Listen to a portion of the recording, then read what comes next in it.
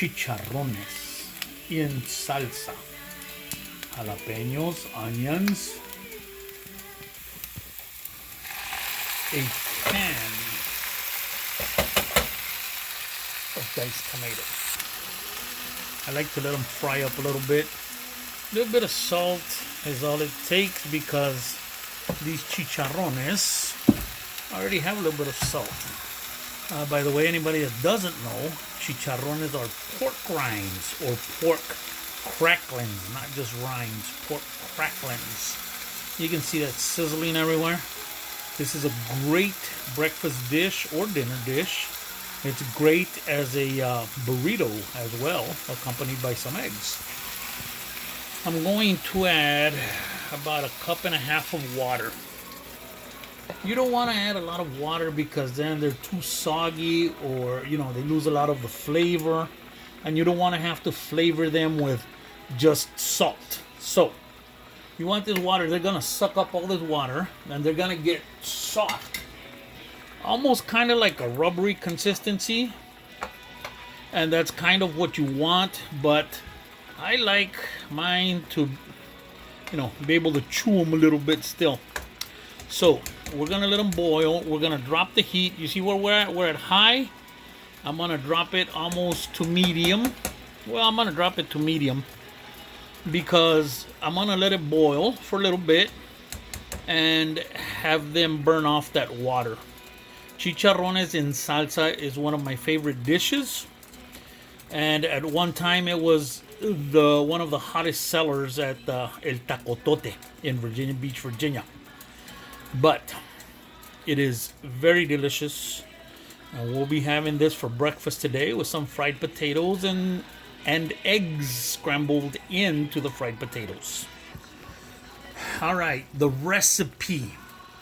This is about a pound, maybe a little less, of pork rinds that I bought at the Mexican store. I took 4 jalapenos that I had in the fridge and I deveined them and de-seeded them because I don't want the spice, I don't want the heat, but I do want the jalapeno flavor. Then I chopped half a large onion with the chopped jalapenos, and I added a can of diced tomatoes, a pinch of salt, and 1.5 cups of water. As soon as it started to boil rapidly, I turned down the heat, and I'm gonna turn it down some more because I see that I'm boiling too much. I've got too much boil right here. I want that water to last till the pork cracklings or chicharrones get soft. You see, some of these are getting soft, some of these are still a little tough. So here in a second, I'm gonna cover this to conserve my moisture while they boil. This is smelling absolutely delicious, as all my foods do. Humbly, I say that. I hope you're enjoying this recipe. All right, guys, after about 5 minutes covered, simmering almost completely low, you can see the consistency of these. Trying to make sure I get some good light here. They are soft. Our tortilla is warming up. Yeah, they're not perfectly round. They're my tortillas. I still haven't perfected that, but I'm gonna get it right. These came out very good, actually, I gotta admit. I'm not saying it just to pat myself on the back, but this last batch came out very good. Thanks to Maya Trevino in Uvalde.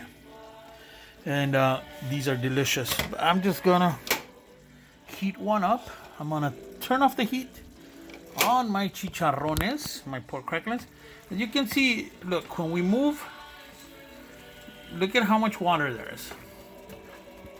There is hardly any water.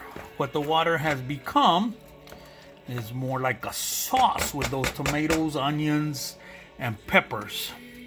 So we're gonna take some of this.